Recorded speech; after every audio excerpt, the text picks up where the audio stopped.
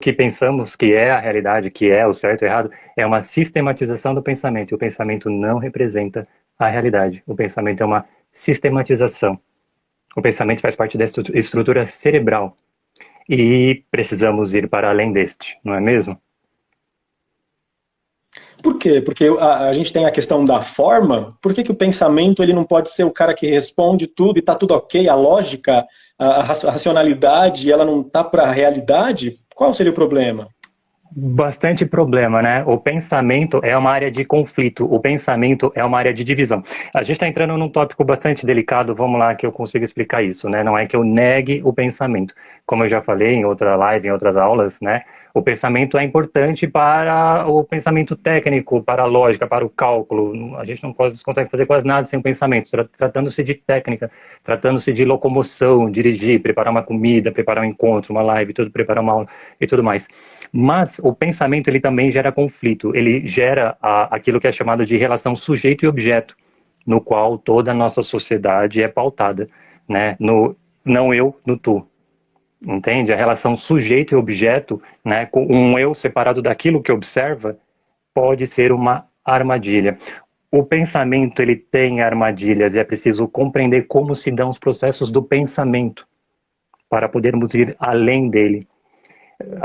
Atualmente, as ciências, as técnicas pautam-se fortemente no pensamento, né, na força do pensamento, né? Porém, eu digo o contrário. O próximo estágio da humanidade está para além do pensamento.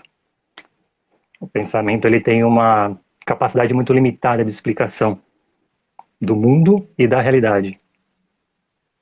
Perfeito, sim, mas vamos lá, vamos ver se a gente não foge do tópico, porque vamos para o Uhum. primeiro tópico que você separou Sim, sobre a importância da meditação. sim, sim, sim. Vamos lá. Olá a todos, a quem eu não vi ainda, né? Eu escrevi de mão rápido 12 tópicos importantes sobre a questão da meditação e gostaria de compartilhar com vocês. Podemos? Então vamos lá. Primeiro tópico que eu escrevi é: a meditação é para todos. É para todos. Qualquer um pode aprender a meditar. Não há contraindicação. Não precisa de prescrição médica. A meditação é para todos. Existem algumas pessoas que pensam que a meditação não é para ela por diversos motivos, religiosos ou crenças limitantes, etc. Mas a meditação como técnica, como capacidade de expansão da consciência e de todos os nossos processos cognitivos e etc., é para todos. Pudera que a meditação pudesse ser ensinada para a criança logo nos primeiros anos de escola, a nossa sociedade estaria bem diferente. Ou seja, primeiro tópico, meditação é para todos. Perfeito, então vamos lá, o segundo tópico de hoje. Segundo tópico que falamos, mas é importante reafirmar isso, né? Meditação não tem relação com religião. Isso é importante falar. Não tem relação. Embora muitas religiões usem dessa técnica, dessa ferramenta, a meditação em si, ela não é um conjunto de doutrinas. Ela não é um conjunto de dogmas a serem seguidos.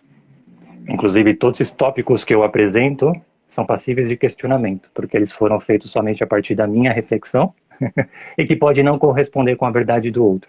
Mas, porém, eu apresento o que eu descobri até aqui, e meditação é uma investigação para toda a vida. Terceiro, meditação não é concentração, né? Não é concentração. Concentração, ela é uma atenção direcionada para um único objeto, né?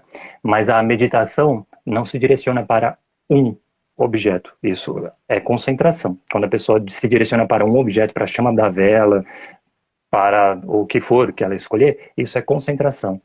A meditação, ela não foca um único objeto. Se a pessoa está focando para alguma coisa, talvez ela possa entrar em contradição. Porque a meditação, ela chega a romper com o nosso conceito de tempo. Isso é importante falar. Ela rompe com o nosso conceito de tempo, nosso conceito de eu, de ego, e também com o nosso velho hábito cerebral, histórico, biológico, de categorização. Isso é importante falar, né? Vamos lá entrar numa questão mais profunda. Sempre quando a gente observa algo, sempre quando a gente pensa em algo, né? Nós criamos apego ou aversão, percebe? As pessoas agora que estão nos assistindo, que vão nos assistir depois, estão pensando, será que ele está falando correto ou está errado? Será que as coisas estão corretas ou errado? Né? É bom ou é mal? O nosso cérebro é meio que condicionado a categorizar, né? Não só a fala, mas toda a natureza, tudo que acontece à nossa volta, né? E quando a gente está fazendo esse cálculo mental, a gente não está em contato direto com o discurso, a gente não está em contato direto com a vida, com o conhecimento, quando a gente está fazendo esse cálculo, né?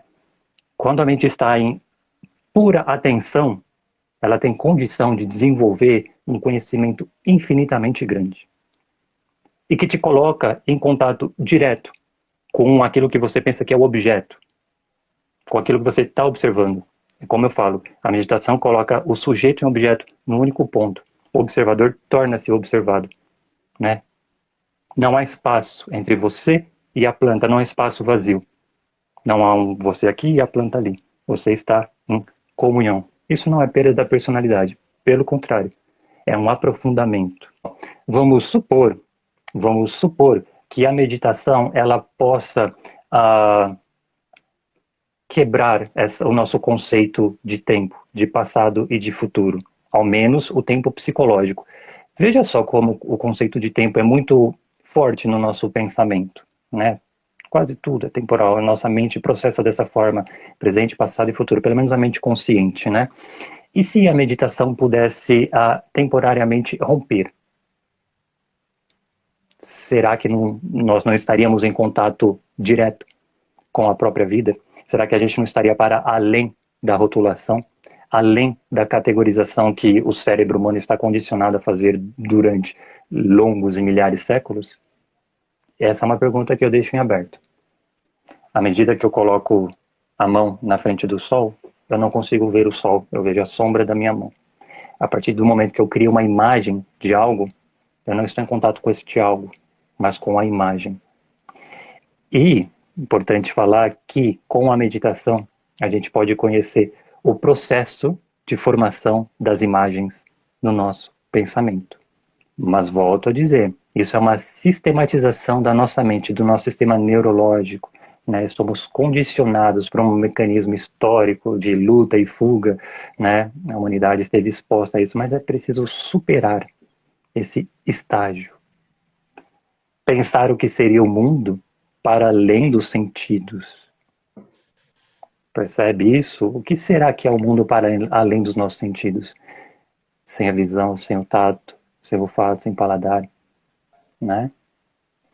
Você colocou a chamada hoje perguntando sobre o barulho do universo. Você ouve o barulho do universo, né? O som do universo? Sim, foi um sábio que me falou isso, né? Você ouve o som do universo.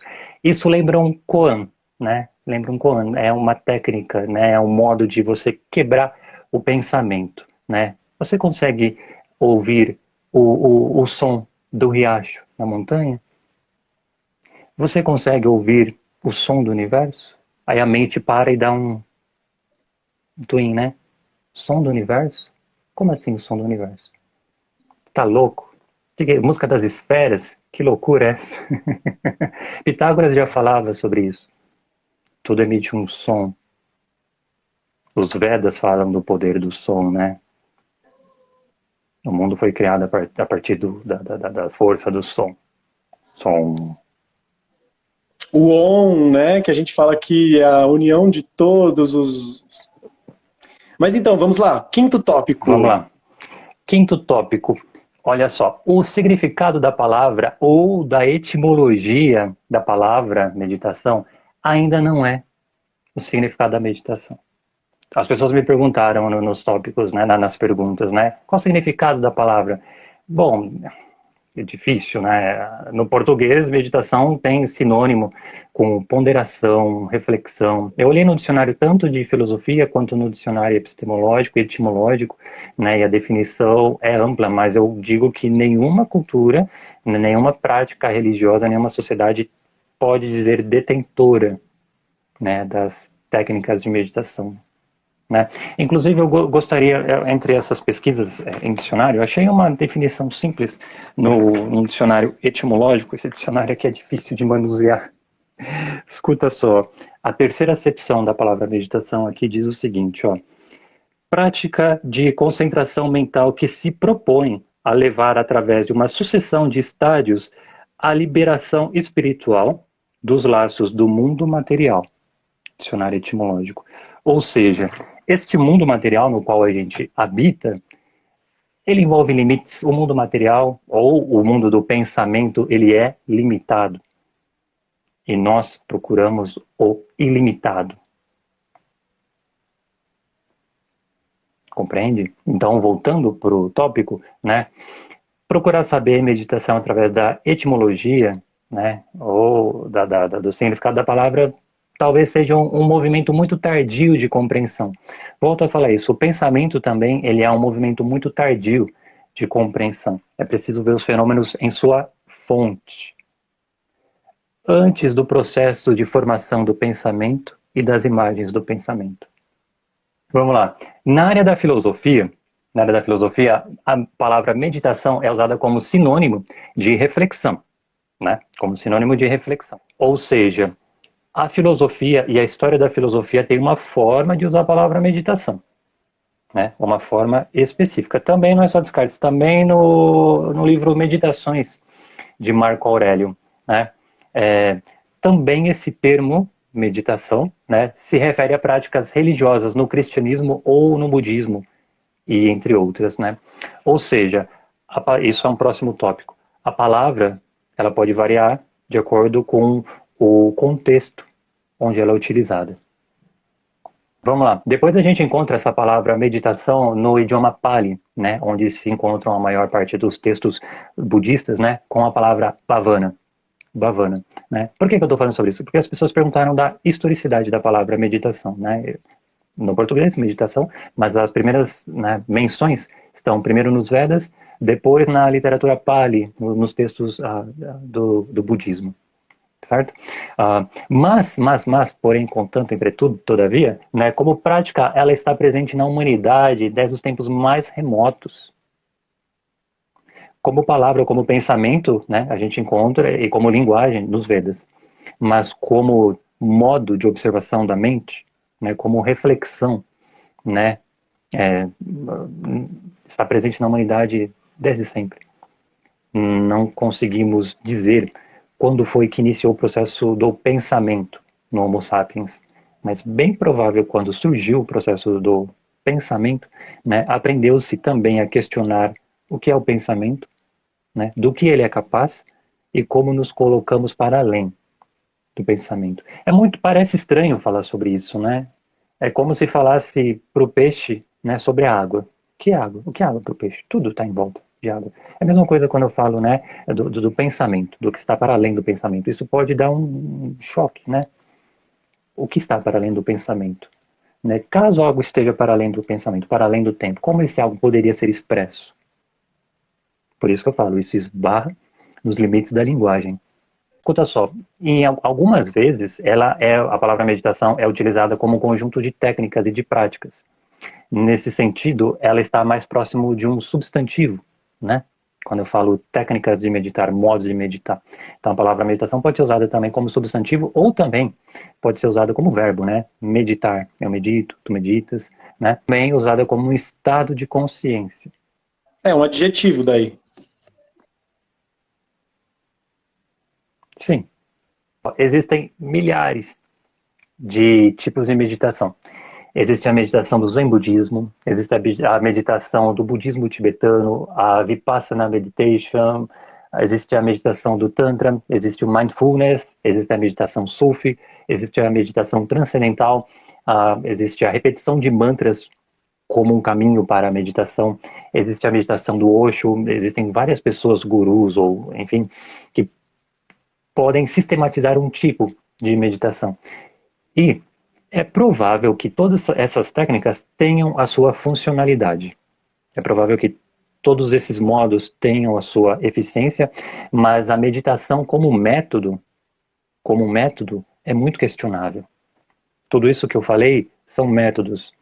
Existe a meditação do Zazen, que preferencia as posturas, né? Existe a meditação da repetição dos mantras, do budismo, a Vipassana, do Tantra, diversas, né?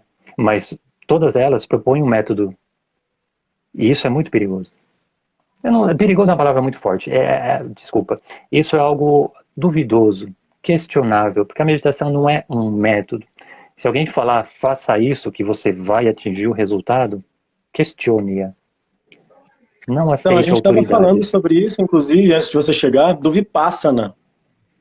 Né? E a gente pode falar, então, ó, faça Vipassana porque pode ser interessante para você, ou então faça meditação porque pode ser interessante. Você acha, então, que não devemos indicar nenhum tipo de prática meditativa? Eu diria que podemos indicar que a pessoa descubra por si própria o que é a meditação para ela. Escuta só, como falamos no vídeo anterior, todas as pessoas estão ávidas em ter uma resposta fácil, dada por alguém, um conjunto de métodos que resolva os 12 passos, né? Faça isso e vai dar certo, né? Faça tal meditação, que tal meditação vai funcionar. Não. Não, cada um deve descobrir por si só. Como diria um filósofo indiano, a verdade é uma terra sem caminhos. Se você quer alcançar a verdade de si mesmo, não vai ser uma pessoa, um método que vai te mostrar isso. Tem que se descobrir por conta própria. É quase que um negar todas, isso é muito importante que eu estou falando, hein? Negar todas as autoridades exteriores. É muito delicado esse ponto, né? Principalmente as autoridades religiosas. A autoridade religiosa é o que mais tem destruído esse planeta. Tem gerado divisões. A religiosidade, no seu sentido mais banal, gera divisões. Bom, a meditação guiada ela possui finalidades específicas para questões específicas de cada pessoa, né? Nesse modo de meditação guiada, existe um interlocutor que direciona o pensamento de uma pessoa para um caminho específico, com uma finalidade específica. Mas a meditação em si, ela não tem um porquê. Meditar para algo. Este para algo envolve um depois. Entende? Estou aqui de graça. Estou em estado de atenção, plena atenção a todos os meus processos biológicos, cerebrais, psicológicos, plenamente atento. Atenção, essa é a palavra, uma das palavras-chave para compreender meditação é atenção e em silêncio. A mente só consegue aprender quando ela está focada, quando ela está para além dos processos do julgamento. E voltando a falar sobre atenção, eu arriscaria a dizer que a questão da atenção é um dos maiores problemas da humanidade. Todos os problemas da humanidade pautam-se no problema da atenção, porque se tivéssemos atenção em tudo o que estamos fazendo, tudo, comendo, cozinhando, lendo, escrevendo, e estivéssemos totalmente entregues de corpo e alma e coração à tarefa que a gente executa, isso produz um estado de energia, de força, capaz de responder às maiores perguntas da humanidade. Vamos supor que a meditação rompe com o nosso processo de tempo psicológico, né? Que implicações isso teria para a nossa compreensão sobre a morte? Porque a gente pensa na morte como um processo de definição de fim, um fim depois, um fim, um futuro, um fim depois. Isso é baseado no processo do pensamento. Mas se pudéssemos estar para além disso? A meditação desafia o nosso próprio modo de pensar, né? A meditação situa-se nas fronteiras do pensamento. Por exemplo, a nossa mente está pautada na ideia do tempo cronológico. Você percebe que a toda hora a gente pensa em termos de presente, passado e futuro, né? Porém, a meditação ela rompe com o conceito de tempo.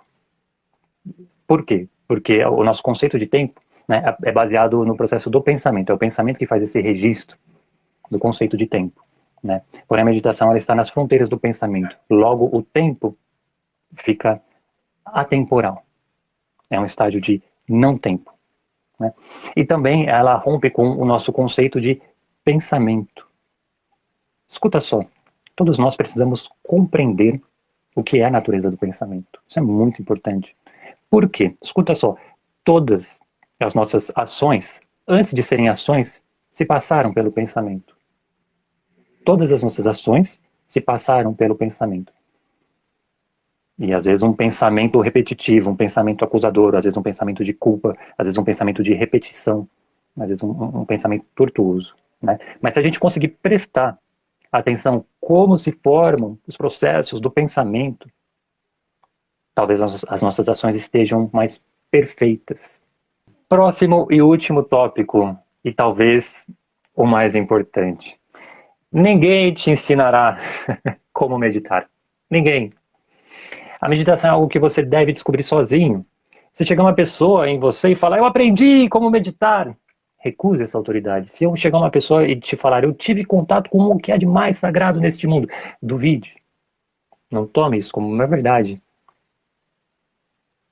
Faça você mesmo esse filtro, essa análise. Como diz a Isso parábola vale budista, muito para religião também, né? A gente fala assim, não tem totalmente. como a gente indicar uma religião para alguém, não tem como eu dizer que você fazer isso, ó, faz 10 terços de não sei o que bababá. Pô, é fácil falar para você fazer e não fazer o meu, né? Eu considero que sugestionar uma religião para alguém é a coisa mais absurda que se pode fazer na face da Terra. Não estou falando que a religião não é importante. A religião é importante para muitas pessoas. Ela está presente na história da humanidade. Isso beneficia, esse modo de pensar e raciocinar beneficia a muitas pessoas. Mas indicar religião para alguém é uma falta de amor, é uma falta de respeito, é achar que aquilo que faz bem para mim vai fazer bem para o outro. E não. Veja, agora a minha postura é de filósofo, né? Eu espero sim que a pessoa descubra a verdade, mas descubra por conta própria. Por conta própria, e não através de um discurso de doutrinas, né? Volto a falar, o discurso religioso, ele é muito pernicioso, muito perigoso. São verdades externas à pessoa. É preciso ir para além disso, a verdade já está dentro. É preciso ter um processo de maiêutica, né? De fazer nascer, né? A verdade que já está dentro.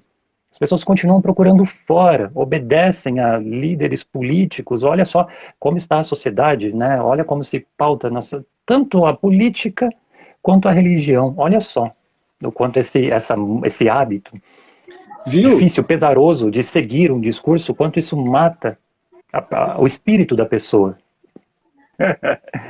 Vamos falar um pouquinho sobre os sonhos.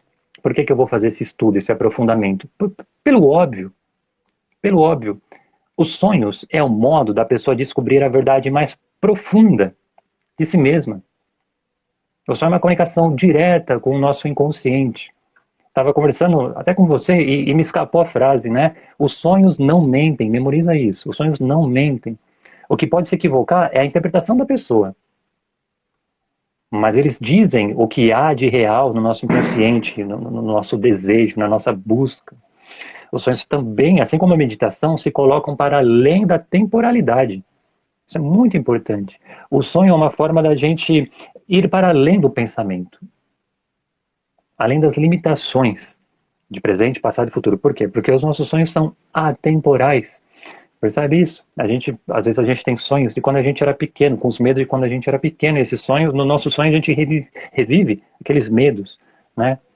O que isso quer dizer? Quer dizer que para o nosso inconsciente aquilo é atemporal. O nosso inconsciente é atemporal. As verdades existentes nos nossos sonhos são um contínuo que perpassa a nossa vida. Entende? É preciso ter delicadeza, né, e uma certa intuição, um certo know-how, né, um certo estudo, uma certa dedicação para compreender a linguagem dos sonhos. Porque os sonhos é uma linguagem. Os sonhos é uma linguagem. E escuta só. O nosso processo psíquico, ele não se daria ao trabalho de elaborar um sonho sem significado. Isso é uma coisa que eu vou falar mais adiante, né? Não existe sonho sem significado. Não existe. E até os nossos pesadelos são importantes. Os nossos pesadelos demonstram as partes de maiores conflitos da nossa mente, né? Assim como a meditação. A meditação mostra, evidencia. Somente agradecer a você e a Rede Integrativa, todos os presentes, as perguntas, todo mundo que colaborou, perguntou, participou. Um forte abraço. Um gancho com sonhos, né? Os sonhos mostram o nosso mundo simbólico, os nossos sonhos são totalmente simbólicos. É necessário interpretar esse simbolismo. Os sonhos podem demonstrar as origens daquilo que a gente mais procura. E quando acontece de se repetir muito o sonho? É que o pensamento da pessoa está preso naquele contexto. À medida que a pessoa consegue resolver aquela problemática, o sonho tende a não acontecer mais. Vamos pegar um exemplo comum, né? Algumas pessoas falam que estão caindo, sente que está caindo, sonha constantemente que está caindo, né? O que você tem que fazer? Aí o pulo do gato, né? Qual é a simbologia dessa queda para a pessoa? É preciso fazer essa verdade emergir de dentro dela. Não é para ir numa revista, num site, perguntar para alguém. Não, o papel do terapeuta, do psicólogo, né, é fazer emergir fenomenologicamente qual o sentido disso para ela. Isso não é do dia para a noite, né? É um tempo de investigação. E quando a pessoa percebe qual é a simbologia dessa queda, né, cair sem sentir nada eternamente, qual é o significado disso? Por que isso acontece? Quando começou a acontecer? Por quê? Quando ela tem esse insight, este sonho deixa de ocorrer. Pronto. Então, ó, caso vocês estejam vendo sonhos repetidos ou coisas que vocês não entendem, fiquem tranquilos, tá certo? Tá tudo no lugar. É só vocês se debruçarem, meditarem sobre o que está acontecendo na sua vida, acontecendo nos seus sonhos, ou até mesmo entrar para a rede integrativa para você ter acesso a essa imersão, à natureza dos sonhos, com o professor Felipe Margarido, que vai ser um show lá agora em 2022, para começar. As inscrições já estão abertas dia 1º, vamos ter as pré-inscrições aí, e vamos começar o primeiro módulo já no começo do mês. Vamos ver como é que vai ser isso, vai ser incrível. Então, caso vocês tenham interesse, entre em contato com a rede integrativa ou até mesmo com o professor Felipe Margarido para tirar todas as suas dúvidas sobre essa imersão. Tá certo? Obrigado, então, gratidão mais uma vez pelo seu tempo dispensado.